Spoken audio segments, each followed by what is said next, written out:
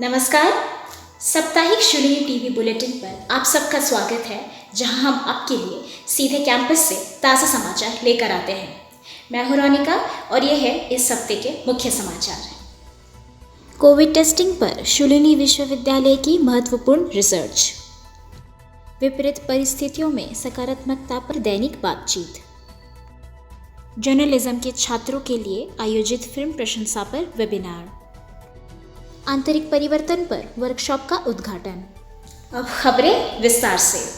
शूलिनी विश्वविद्यालय के शोधकर्ताओं द्वारा कोविड टेस्टिंग के लिए नए और बेहतर तरीके विकसित करने के लिए एक महत्वपूर्ण कदम उठाया है। अंकिता, आप हमें इस बारे में क्या जानकारी दे सकती हैं? शूलिनी शोधकर्ता कोविड टेस्टिंग के लिए एक नए और बेहतर तरीके पर काम कर रहे हैं। यदि सब कुछ ठीक रहा तो हमारे पास एक ऐसा उत्पाद हो सकता है जो आरटी-पीसीआर टेस्टिंग से 20 गुना तेज और लागत में आधा होगा। यह कोविड टेस्टिंग के तरीकों में एक बड़ा बदलाव ला सकता है, जिससे लाखों लोगों की जान बचाई जा सकती है। इस विचार को विश्वविद्यालय के बायोटेक विभाग की छात्रा परनीत कौर द्वारा डॉक्टर प्रदीप कुमार के मार्गदर्शन में विकसित किया जा रहा है। विश्वविद्यालय के vice chancellor professor Atul Khosla ने कहा है कि इस विचार को पेटेंट कराया जा रहा है और मानकीकरण पायलट शुरू हो गए हैं। इस विचार को आगे बढ़ाने के लिए विश्वविद्यालय ने पर्याप्त रिसोर्सेज दिए हैं। उन्होंने अगले 14 दिनों में जानकारी देने का वादा किया है। वाकई कमाल की खबर है। आगे चलते हुए शूलिनी विश्वविद्यालय में जर्नलिज्म और मास कम्युनिकेशन विभाग ने गुरुवार को फिल्म प्रशंसा पर एक वेबिनार का आयोजन किया। अमन इस पर विवरण साझा करेंगे। फिल्में कैसे एक महत्वपूर्ण कला है, इसकी संपूर्ण समझ के लिए शूलिनी विश्वविद्यालय में जर्नलिज्म और मास कम्युनिकेशन विभाग ने फिल्म प्रशंसा पर एक वेबिनार का आयोजन किया। सत्र की मुख्य स्पीकर हिमाचल की स्वतंत्र फिल्म निर्माता और लेखक डॉक्टर देवकन्या ठाकुर थी, जो शिमला के अंतर्राष्ट्रीय फिल्म महोत्सव की संस्थापक सदस्य भी हैं। कविता पढ़ते हैं तो आपको एक अलग नजरिया अपनाना पड़ता है, और एक स्तरीय कविता जब आप देखते हैं, when you read a very beautiful poem like daffodils या कीट्स को जब पढ़ते हैं, या फिर आप इंडियन लिटरेचर में भी जब आप रश्मि रथी जैसे काव्य पढ़ते हैं, तो आपको वो एक विजन चाहिए उसको समझने के लिए, उसको पढ़ने के लिए। उसी तरह जब आप कोई एक पेंटिंग देखते हैं, कोई वेरी गुड पेंटिंग, और उसे कैसे रीड करना है नॉर्मली। उन्होंने बताया कि फिल्म बनाते समय हमें इस बात का ध्यान रखना चाहिए कि क्या हम अपने परिवार के सदस्यों के साथ बिना परेशानी या शर्म के फिल्म देख सकते हैं। सेशन का संचालन श्रीमती इंदु नेगी, प्रमुख रेडियो शूलिनी द्वारा किया गया, और यह सेशन छात्रों के साथ साथ शिक्षकों के लिए भी ज्ञानवर्धक साबित हुआ। धन्यवाद अमन। शूलिनी विश्वविद्यालय में योगानंदा सेंटर ऑफ थियोलॉजी ने आंतरिक परिवर्तन पर 1 महीने की virtual certified guided mindfulness meditation workshop शुरू की है। दक्षिता, आप हमें इसके बारे में और क्या जानकारी दे सकती हैं? शूलिनी विश्वविद्यालय में योगानंदा सेंटर फॉर थियोलॉजी ने इनर ट्रांसफॉर्मेशन पर 1 महीने की virtual certified guided mindfulness meditation workshop शुरू की है। इसका उद्देश्य लोगों को प्राचीन मेडिटेशन की सरल तकनीकों में अवगत करना है, जिसके माध्यम से तनाव, अवसाद, चिंता और नकारात्मक विचारों को दूर किया जा सकता है। कार्यशाला का उद्घाटन शूलिनी विश्वविद्यालय के चांसलर और वाइस सिटी के संरक्षण professor PK Khosla, vice chancellor professor Atul Khosla और पूर्व आईएएस अधिकारी और वाइस सिटी के अध्यक्ष श्री विवेक आत्रे उपस्थित थे। कार्यशाला के लिए विश्वविद्यालय के 165 से अधिक प्रतिभागियों, छात्रों और संकाय सदस्यों ने नामांकन किया है।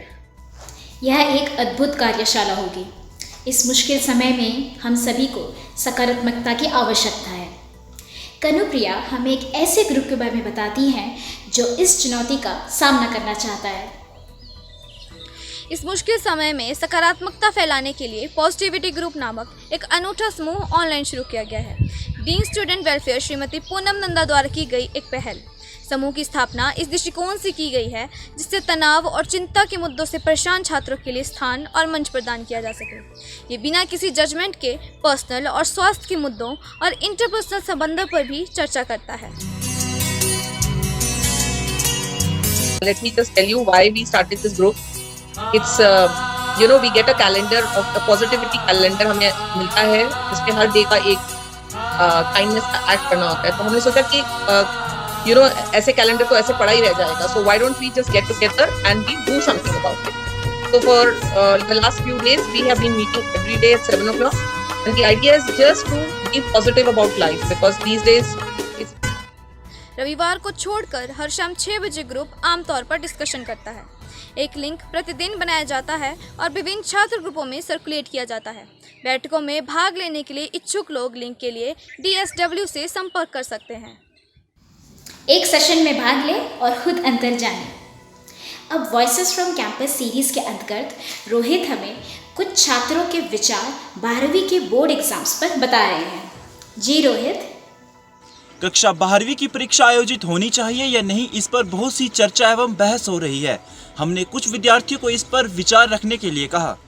और मेरे अनुसार इस 12वीं की परीक्षा को आयोजित किया जाना चाहिए क्योंकि इसका विद्यार्थी जीवन में बहुत ही महत्वपूर्ण भूमिका है. इस परीक्षा को रोकना मतलब विद्यार्थी के जीवन के साथ खिलवाड़ करना है.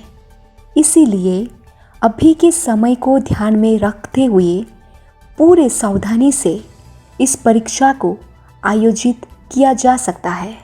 धन्यवाद. मुझे ये लगता है कि 12वीं की परीक्षाएं होनी चाहिए. इसके परिणाम स्वरूप अगर 12वीं की परीक्षाएं नहीं होती है उसके कारण बच्चों को फ्यूचर में बहुत सी कठिनाइयों का सामना करना पड़ेगा. मैं ये कहना चाहता हूं कि जब भी आपदा आती है तो हमें बैठना नहीं चाहिए. हमें सावधानियों के साथ साथ नए रास्ते खोजने चाहिए. मैं 12th CBSE बोर्ड एग्जाम्स के कैंसिलेशन के अगेंस्ट हूँ क्योंकि अगर ये एग्ज़ाम्स कैंसिल हुए तो फिर इनके रिजल्ट्स का कलेक्शन, उनका evaluation from each and every school बहुत ही मुश्किल टास्क हो जाएगा और इसी दौरान यही चीज़ विल लीड टू करप्शन. जैसा कि हम जानते हैं कि बहुत सारे र्यूमर्स फैले हुए हैं +2 के एग्जामिनेशन को लेकर और मेरे पॉइंट ऑफ व्यू के अकॉर्डिंग ये एग्जामिनेशन कंडक्ट होने चाहिए क्योंकि यही कुछ साल हैं जो स्टूडेंट्स के लिए बहुत इंपॉर्टेंट होते हैं उनके फ्यूचर के लिए क्योंकि यही डिसाइड करते हैं कि आगे उन्हें क्या करना है.